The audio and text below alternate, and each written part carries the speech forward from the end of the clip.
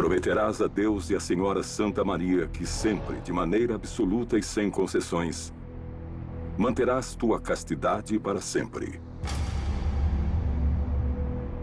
E que não obterás riquezas nem honras e nada, nem sequer essa espada te pertencerá. Que servirás a Deus como o mais pobre dos mortais, e que renunciará à vossa vontade até o fim dos dias. Que nunca abandonarás esta casa nem por uma causa forte ou débil, nem por um motivo melhor ou pior.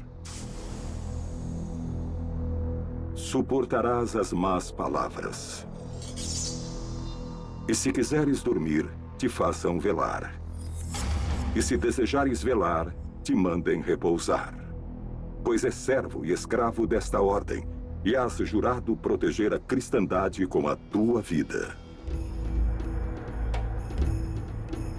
Pois o templo é a espada de Deus, e tu, templário, o braço forte que empunha sua ira.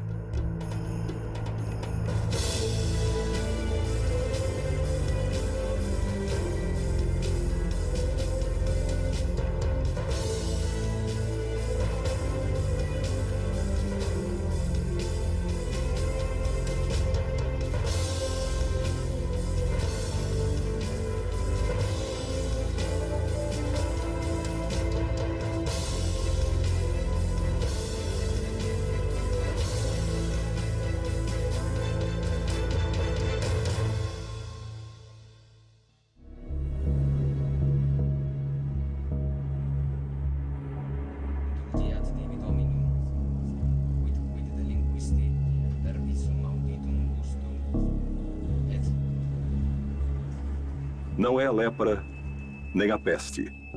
É outro mal ainda pior que infecta essas feridas. Uma maldição que corrompe e gangrena as extremidades de todos igualmente, de nobres, vassalos, de ricos e pobres. Um castigo divino chamado Fogo de Santo Antônio, que se cura apenas com a peregrinação aos lugares santos de Santiago e Jerusalém.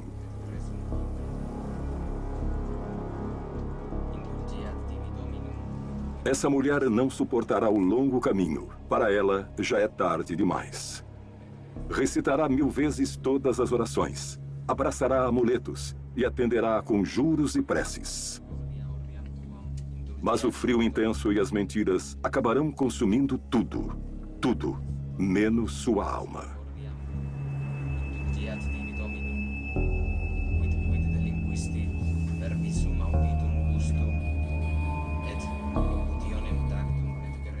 Uma Europa que parece estar congelada.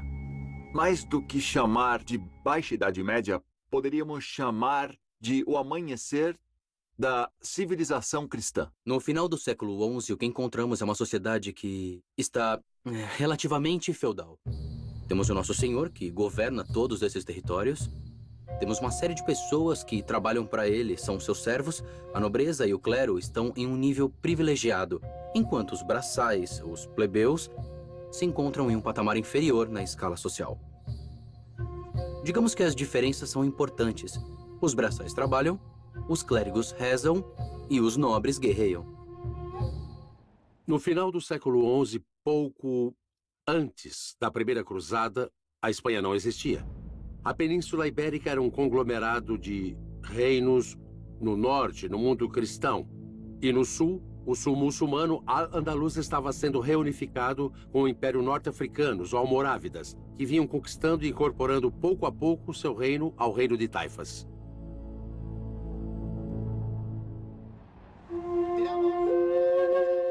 Não, tu não és o senhor mais rico, nem o mais poderoso destas comarcas. A colheita não foi precisamente a mais celebrada dos últimos anos. E as incursões do inimigo muçulmano são cada vez mais desavergonhadas. Os dízimos são cada vez mais escassos, e a enfermidade devora o que logo será o cadáver de tua esposa. Não, senhor de Verdun, tu já não pode garantir o futuro de todos seus filhos varões. Na Idade Média, em um senhorio feudal, o normal era que as propriedades, a maioria delas, fossem herdadas pelo filho mais velho, o filho primogênito. O terceiro filho quase sempre era entregue a um mosteiro ou a uma abadia para que fosse educado na disciplina eclesiástica. Artal é o mais jovem. Hoje vais dizer-lhe o quão importante é para ti. Vais falar-lhe do valor, da honra e o significado de vosso nome. Cuidarás de lhe explicar por que sua mãe não chegará a superar essa enfermidade e por que um de seus irmãos, e não ele, será quem herdará teu castelo.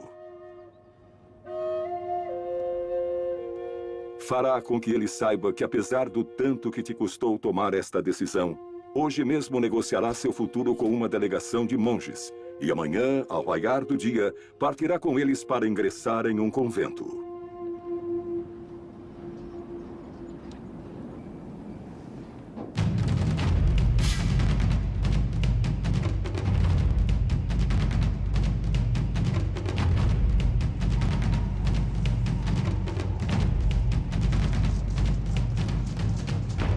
O sistema medieval de Morgado propicia uma concepção de mundo na qual os filhos são um benefício. Quanto mais filhos tivessem, melhor. Mas levando sempre em conta que se tinha que respeitar a primogenitura, ou seja, o mais velho. Daí veio a palavra Morgado. Era ele quem herdava o patrimônio familiar. Aos demais, não restava outro remédio senão entrar na mesma corte do rei, ou em uma ordem religiosa, ou simplesmente pertencer ao estado clerical. A herança era um elemento muito importante naquela época. Os primeiros senhores, os primogênitos, podiam dispor da herança e administrá-la. Mas outros tipos de nobres, como os nobres secundários, tinham opções limitadas. Por isso, se uma pessoa que no século XI abandonasse a casa paterna para ir ao mundo, era muito lógico. Isso tinha todo o sentido do mundo, era muito natural nessa época. Não só na Espanha, mas em qualquer parte da Europa.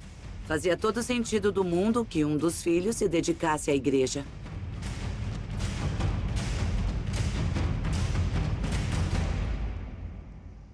Nessa época, a igreja e todos os mosteiros eram quase um estado dentro do estado. A igreja tinha sua própria hierarquia, suas próprias normas e uma série de propriedades que lhe rendia grandes benefícios.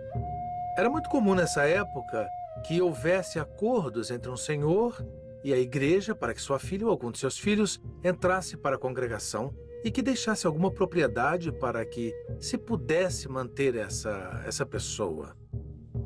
Assim, todos se beneficiavam. O nobre garantia o sustento e uma ocupação para sua vida.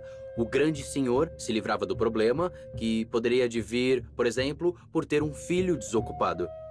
E a ordem religiosa recebia privilégios à medida que, para que esse nobre entrasse na ordem, o grande senhor deveria fazer uma doação ou entregar algum tipo de presente, entre aspas, que a ordem o aceitasse para cuidar desse terceiro filho.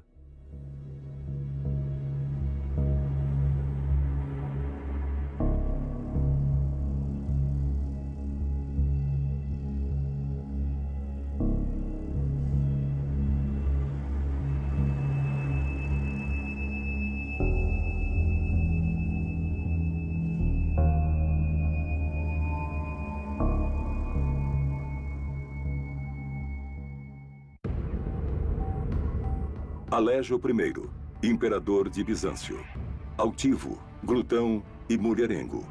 Compactuastes alianças e tivestes guerreado com todos e cada um de teus vizinhos. Todos desejam ocupar teus domínios, tua formosa capital, teu trono esplendoroso e a tua coroa. Constantinopla, a última das herdeiras de Roma, hoje é uma ratoeira. Hoje, no ano 1095 da Era de Nosso Senhor, tudo está prestes a mudar. Vindos do leste, a dinastia Seleucida e seus poderosos exércitos avançam sobre teus domínios.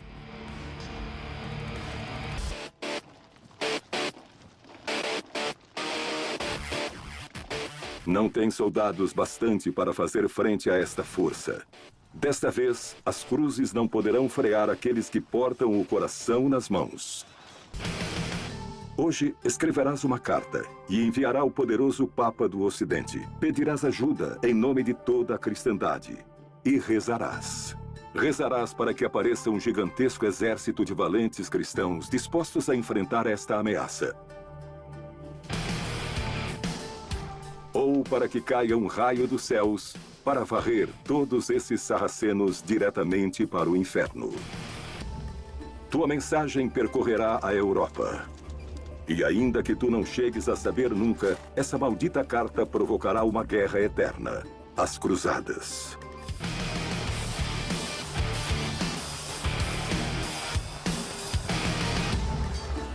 Sim, seguramente foi Alejo I, com essa carta, que desencadeia a ideia de que a cristandade tem que fazer algo para evitar que os muçulmanos sigam avançando para o Ocidente. Provavelmente, do ponto de vista da grande política internacional, essa carta desencadeou todas essas questões. Os livros de história falarão de ti, Alejo. Dirão que fostes um astuto político que soube manter a salvo o Império de Bizâncio. Para mim, continuarás a ser um glutão.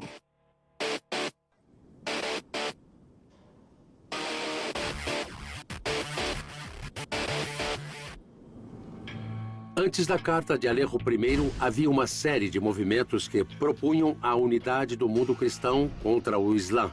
Essas primeiras ações se dão principalmente na Península Ibérica, porque de lá não era preciso ir até Jerusalém combater os muçulmanos. Estes já estavam dentro da Europa, estavam aqui onde hoje está a Espanha. No ano de 1085 da Era de Nosso Senhor, Afonso VI, rei de León, havia tomado as praças de Coimbra, Madrid e Toledo. Pouco depois, um forte contingente almorávide desembarcou na península para socorrer seus irmãos muçulmanos, derrotando os leoneses na Batalha de Sagrajas. No ano de Nosso Senhor de 1094, Rodrigo Díaz de Vivar el Cid conquistaria Valência.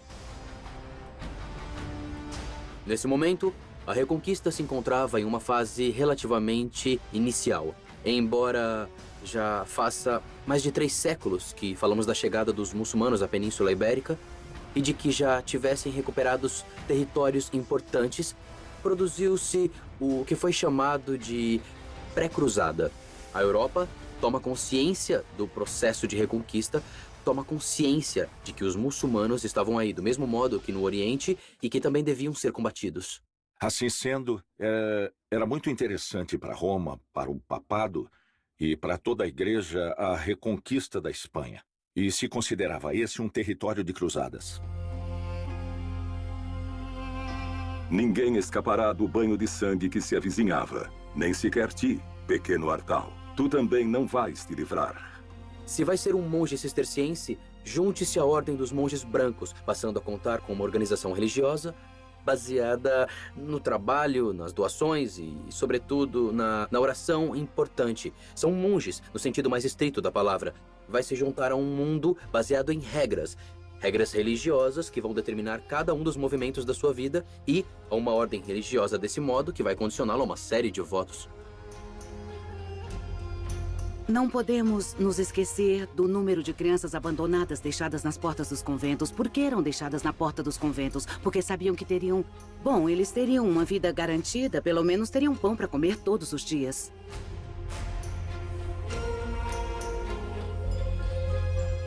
A regra de São Benito prevê a possibilidade de que os pais possam levar seus filhos ao monastério para serem monges. São Benito fala deles, São Benito fala dos meninos. Mas esses meninos não seguiam estritamente o ritmo monástico. Para eles era bem mais suave. E só quando alcançavam determinada idade era quando decidiam se iniciavam o noviciado ou não. Era raro o menino criado em um convento ou a menina que foi criada em um convento que abandonasse o convento. A vida fora era muito mais difícil.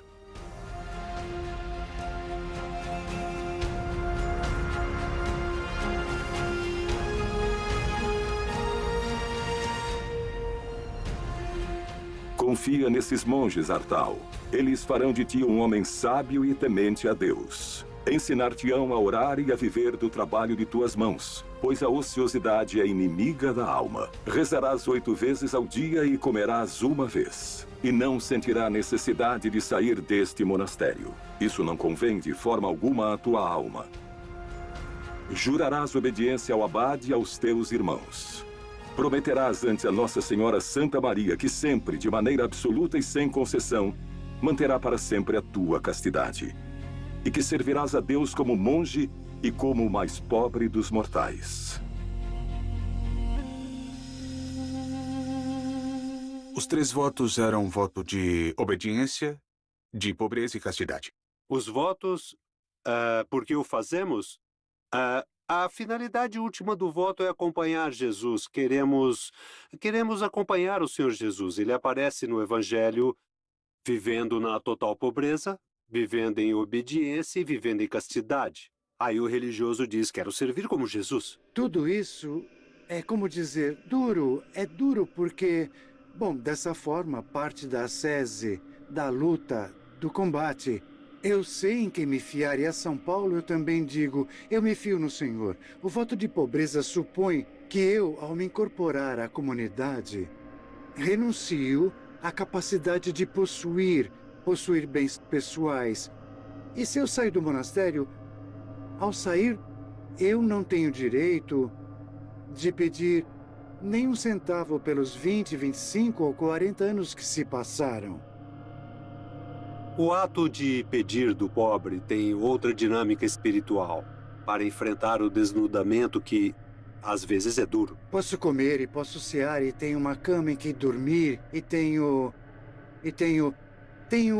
o suficiente para viver. Talvez o voto mais forte seja o da obediência, porque, logicamente, é onde a liberdade está em jogo.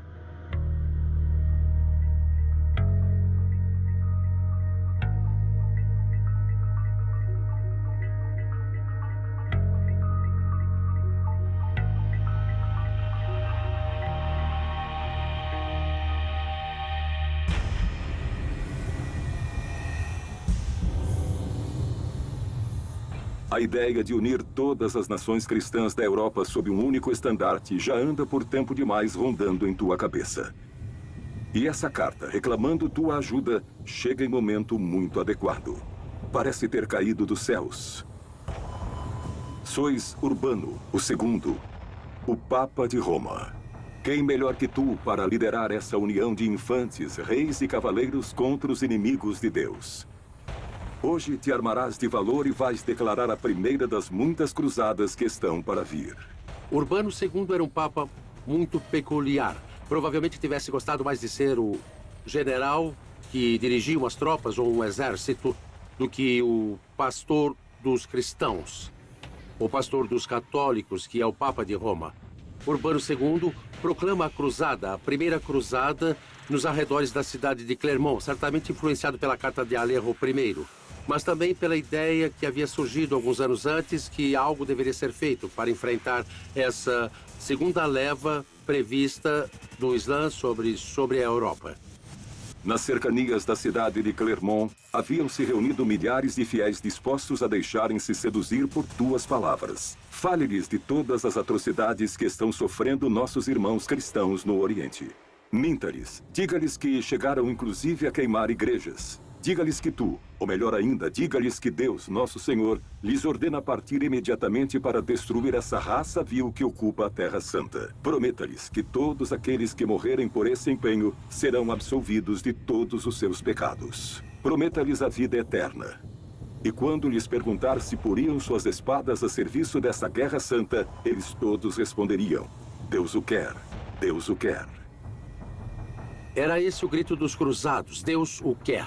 E o que o Papa reclama nesse discurso é a unidade. Diz, acabai com vossos enfrentamentos. Não somos o inimigo, nós cristãos não somos o inimigo. Temos de nos unir contra o inimigo. O inimigo é o muçulmano, o inimigo é o sarraceno. O Papa Urbano II chamou às armas os europeus para irem defender e libertar a Terra Santa.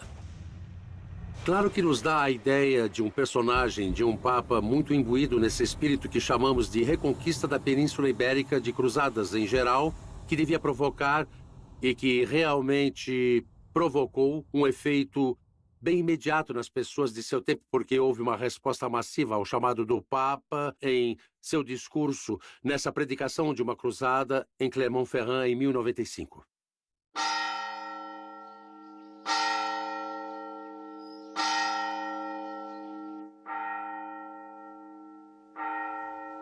Acorda, Artal.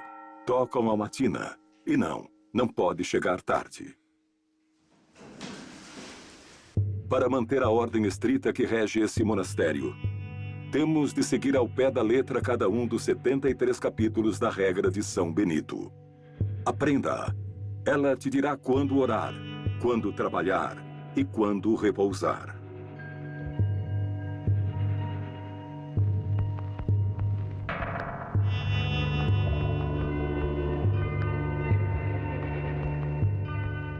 Havia algumas regras, por exemplo, sobre a ingestão de determinados alimentos em certas épocas do ano.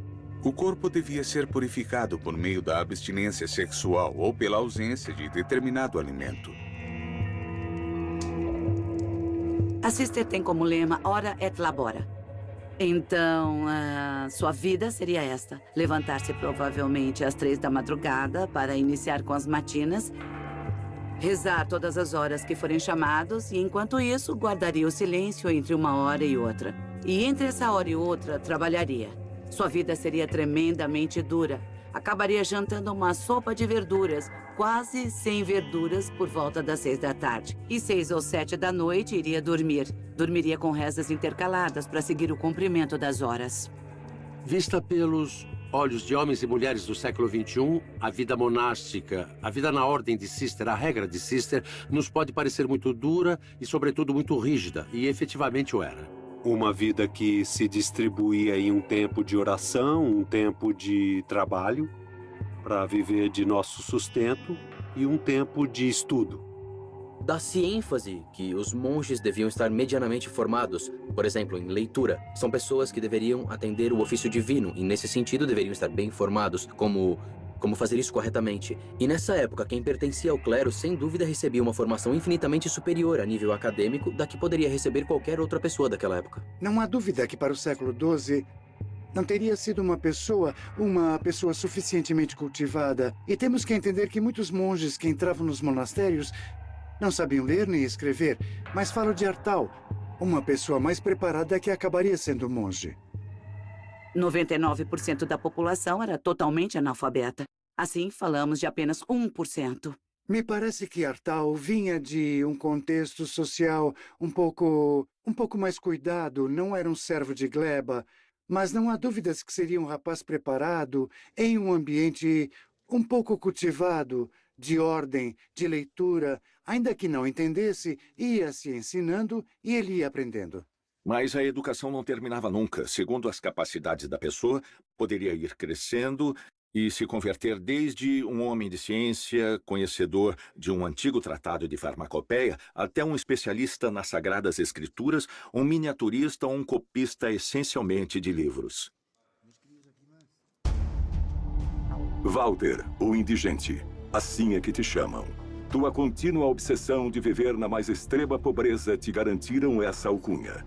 Teus dotes de orador serão decisivos na hora de convencer milhares de camponeses, deserdados e mendicantes sem futuro para que se unam ao valente e desastroso exército que logo partirá para a Terra Santa.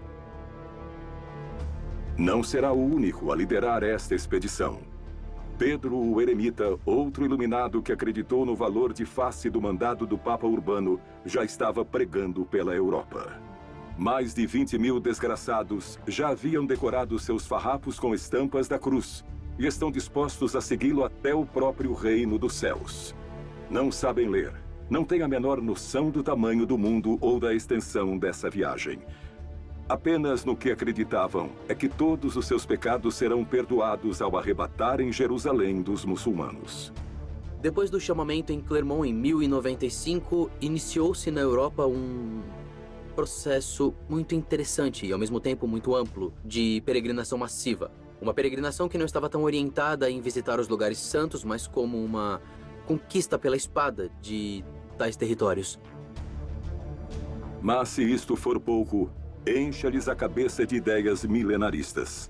O fim do mundo se aproxima. Fiéis seguidores de Cristo, ajoelhem-se, pois não encontrarão consolo na outra vida se não purificarem antes todos os vossos pecados. Em todas as épocas, aproxima-se o fim do mundo. Não há época na história da humanidade que não se tenha visto a aparição de uma série de profetas, de uma série de visionários, uma série de adivinhos que não tenham previsto o imediato fim do mundo. O fim do mundo, o milenarismo, são conceitos que nessa época tinham ressonâncias um pouco complexas. Desde a tendência de achar que, com a conquista de Jerusalém, a cidade celeste desceria sobre a terrena e dessa forma nos encontraríamos diante do juízo divino, até o fato de que um dragão de várias cabeças e numerosos olhos e chifres sairia dos mares e devoraria os cristãos. Essas tendências, às vezes motivadas por determinados membros da igreja ou não da igreja, iam predizendo e percorrendo os caminhos, nem sempre com alguma base especialmente lógica. Recomendava-se a leitura do Apocalipse nos concílios com uma finalidade prática de incentivar as doações para a igreja, relembrando os castigos aos pecadores no dia do juízo final. Ao findar o primeiro milênio, a sociedade medieval entende que se encerrou um período, como se no livro da história, a história cristã houvesse completado os primeiros 1000 anos. Então previa-se algo que já estava no Antigo Testamento e dizia: 1000 anos em tua presença são como um dia que se passou. É um dos salmos dos livros que eram habitualmente lidos nos mosteiros e nas igrejas. Desse modo, as pessoas entendiam que cronologicamente se cumpria um século. Era lógico pensar que o tempo deste mundo se terminava e que se iniciava o tempo da eternidade. Além disso, havia uma espécie de profecia, ou se interpretava como uma profecia. As palavras de Jesus Cristo antes de ascender aos céus. Ide por todo o mundo e pregai o evangelho até o fim da terra. Entendiam o fim da terra de maneira física, assim como os 1000 anos de uma forma cronológica. Entre esses indivíduos que assumiram o modo literal da mensagem, estavam os que nada tinham a perder. Isso é, aqueles que esperavam que o fim dos tempos, que a tradição, pelo menos as tradições apocalípticas, diziam que viria acompanhando o governo de Cristo durante um milênio aqui mesmo na Terra. Seria o momento de ressarcimento dos pobres. Seria o momento em que os pobres, os humilhados, os marginalizados, governariam com Cristo frente aos que injustamente os tivessem tratado. Dentre tais indivíduos encontrava-se o famoso Pedro, o eremita.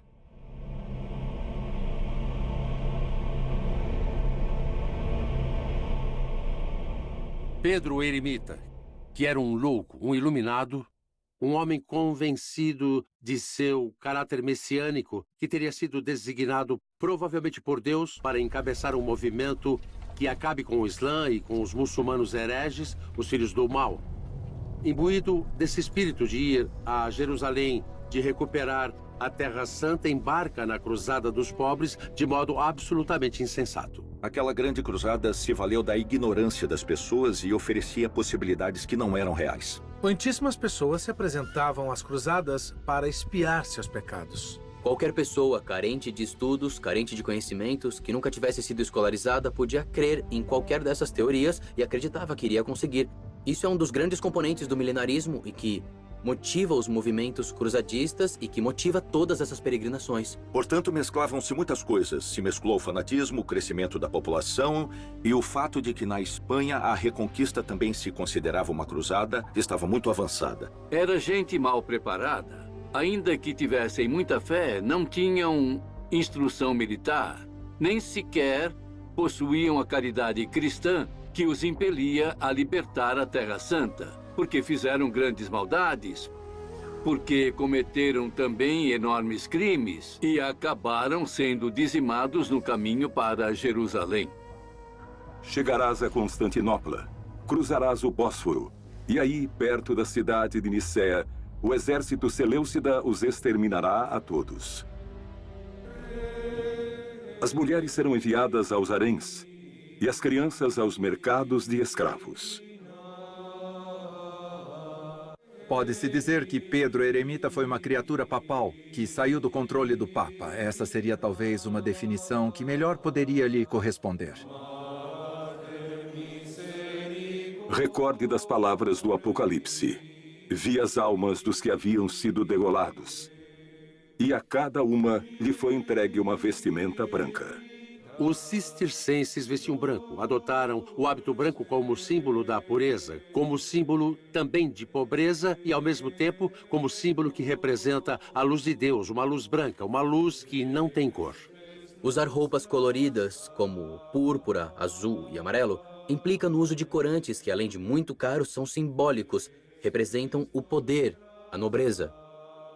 Estes trapos são os mais anacrônicos que temos, porque são dos séculos 10, 11 e 12. Mas para mim facilita muito, porque ao me levantar de manhã, não preciso pensar que calças vestirei, que sapatos vou usar, qual camiseta vestir, de qual cor, etc. De modo algum, os mosteiros eram lugares enfadonhos, tinham uma atividade impressionante. Havia atividades o dia todo. Os que estudavam ficavam nas bibliotecas, aqueles que copiavam os códices, copiavam as pinturas, os que estavam na horta trabalhavam. Os mosteiros eram escolas de artesanato, eram hortos privilegiados, eram lugares onde se fazia vinho e onde, também em alguns mosteiros, também se fabricavam armas e se ensinava o uso delas. Eram centros de produção, pequenas fábricas que efetivamente exportavam por toda a Europa. Ainda que a ideia eclesiástica parecesse dizer tudo em contrário, na verdade, muitos clérigos da época combatiam com armas como qualquer soldado de seu tempo. Inclusive, havia muitos bispos que eram muito famosos por serem combatentes extraordinários, soldados que manejavam muito bem as espadas e as lanças. Aprendia-se desde o manejo de espadas até montar o cavalo. E não só isso, ensinava-se a fabricar uma bombarda, que era um dos canhões mais originais e mais primitivos, a usar fogo grego e usar a pólvora, tudo isso.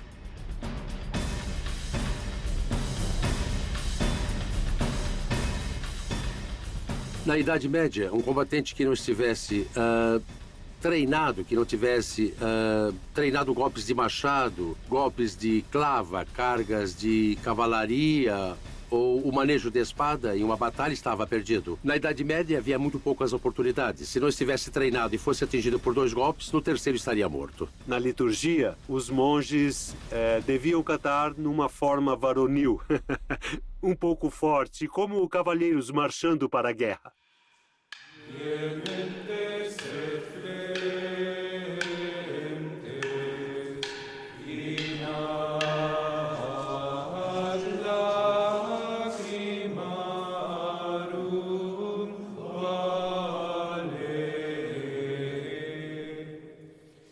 A cruzada de Walter o Indigente e Pedro o Eremita não foi debalde. Os príncipes europeus haviam se unido frente a poderosos exércitos e não tardaram em chegar à Terra Santa. Centenas de cavaleiros uniram-se à cruzada promulgada pelo Papa Urbano. Houve chefes de exército organizados, exércitos feudais, que decidiram seguir os passos de Pedro o Eremita.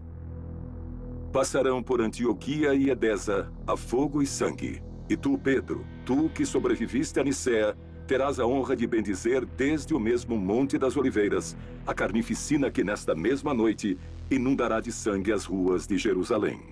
Traduzindo do castelhano, o Capitão Aranha faz que todos embarquem, mas ele fica em terra. Pedro o Ermitão sobrevive, é claro.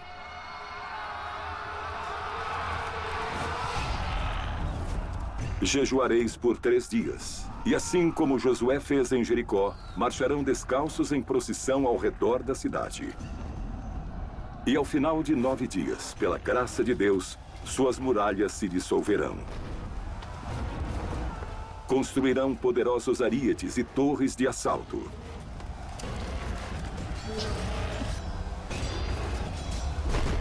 Os mais piedosos cortareis as cabeças dos muçulmanos. Os outros ireis longe e arrastareis seus corpos até as fogueiras.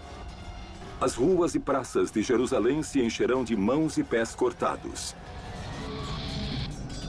E se derramará tanto sangue que os cadáveres nele flutuarão. Jerusalém, o destino da primeira cruzada, o objetivo fundamental dos cruzados, foi conquistada em 15 de julho do ano de 1099. Durante 3 dias e 3 noites, queimareis sinagogas e mesquitas. Os mais covardes matareis aos anciãos, às crianças e mulheres. Os mais soberbos colocareis coroas de ouro no mesmo lugar onde Cristo portou uma de espinhos. E quando não restarem mais infiéis que maltratar, os levarão em penitência até a igreja do Santo Sepulcro para a cerimônia de ação de graças. A matança que se produziu foi terrível. Os cronistas cristãos contam que o sangue dos muçulmanos chegava até os tornozelos. Nos falam das ruas de Jerusalém cheias de sangue e que o sangue chegava até a metade das pernas dos cavalos, de mortos, de torturas, de todos os tipos de barbaridades.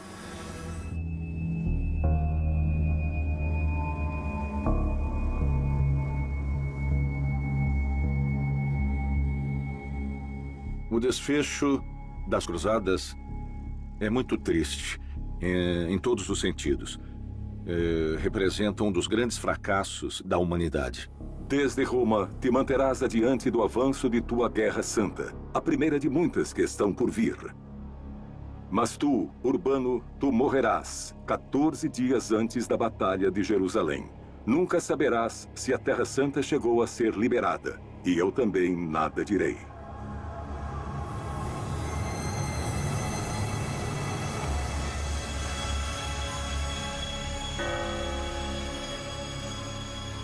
Eu acho que falar disso, de certa forma, é isentar a responsabilidade que tivemos, todos os seres humanos, nas atrocidades que têm ocorrido ao longo da história, quando, na verdade, provavelmente todos temos sido responsáveis. Todos vós sois culpados.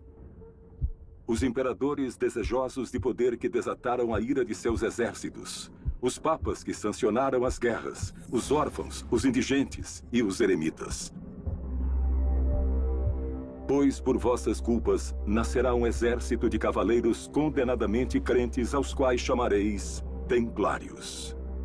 E eles vos farão recordar de cada uma das palavras do Apocalipse. Ouvi uma voz que dizia: venha e veja. E olhei. E eis que vi um cavalo branco, e aquele que o montava foi-lhe entregue uma coroa. Venha e veja, e olhei. E saltou outro cavalo, e aquele que o montava foi-lhe dado o poder de acabar com a paz da terra. Venha e veja, e olhei. E lá estava um cavalo negro, e aquele que o montava tinha uma balança na mão. Venha e veja, e olhei. E havia outro cavalo, e aquele que o montava tinha por nome Morte. E os reis da terra e todos os seus servos se esconderam, porque o grande dia de sua ira havia chegado. Se fazem barbaridades, coisas más e coisas mal feitas e continuam a fazer, então o nosso desafio é pararmos um pouco, entrar no coração humano e olhar as coisas com muita benevolência, com muita misericórdia, como diz no Evangelho. E se existem muitos desmandos, dizer, não é esse o caminho. Não tomai a vida do outro. Deus a declarou sagrada. São estas as palavras do profeta Maomé. Em nome de Alá, o compassivo, o misericordioso, e a ti somente servem, e a ti só imploram por ajuda. Porque tu has criado um inimigo como este. Porque envias essas abomináveis cruzes vermelhas e esses demônios de olhos azuis que sabem apenas matar. Tu, o Todo-Poderoso. Diga, como poderá o Islã perdoar essa afronta? Como fazer para esquecer? Logo anoitecerá. Vós deveis orar. E também nós.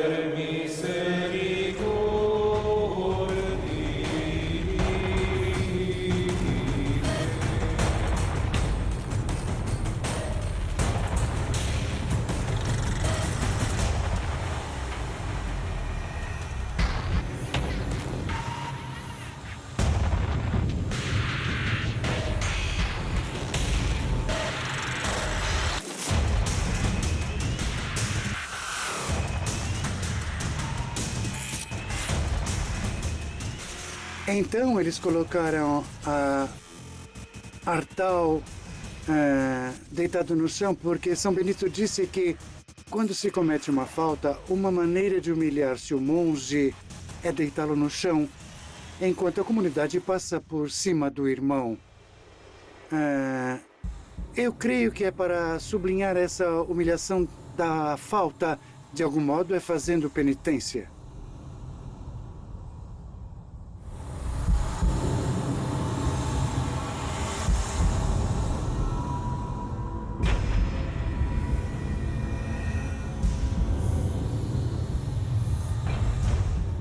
Em minha etapa como mestre de noviços, uma coisa que os jovens costumavam me dizer bastante quando chegavam no final do ano era: mas eu não era assim. E eu dizia: como não eram assim? Claro que eram assim, mas não percebiam na ocasião. Não conseguiam descobrir o que eram realmente. E quando alguém vai descobrindo quem realmente é, tem que se enfrentar. Não se pode justificar nem fugir, tem que se enfrentar. E nesse sentido, isso é uma batalha do próprio coração, mas que tem uma grande recompensa.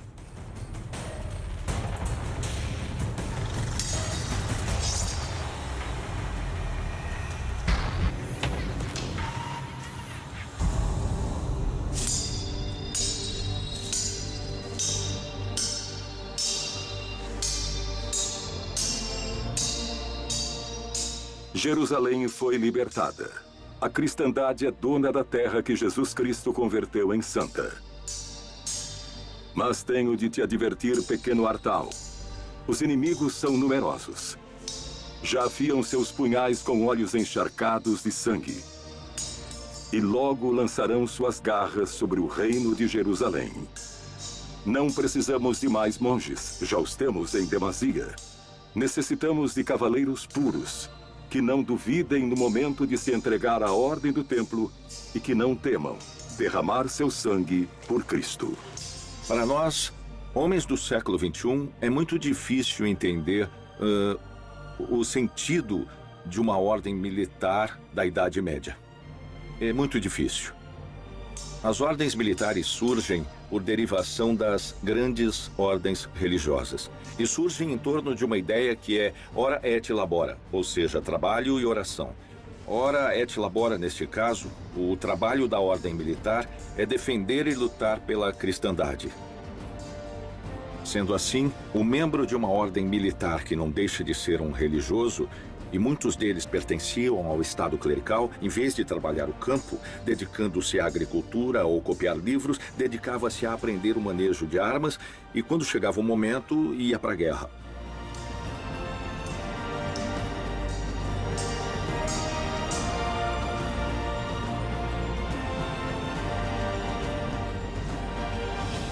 Artal feliz? Sim, ao sair do monastério, mas deviam perguntar-lhe se foi feliz como cavaleiro templário, desenvolvendo sua vocação de Militis Christi, de soldado de Cristo, chegando inclusive a bater cobre por ele, materialmente, não? Ser templário implica em um salto de fé que hoje em dia não se poderia dar. Estamos falando de um nível de sacrifício que hoje em dia ninguém daria. É um passo muito difícil de dar. Um templário consagrava sua vida a um propósito que transcendia a vida terrena. Imagina o quanto soava duro e o quanto era belo. Renunciava a sua vida, a seu próprio destino, a ter descendência, a ter posses. E se entregava por convicção própria a um propósito maior, ao que podia oferecer à humanidade, que era servir a Deus.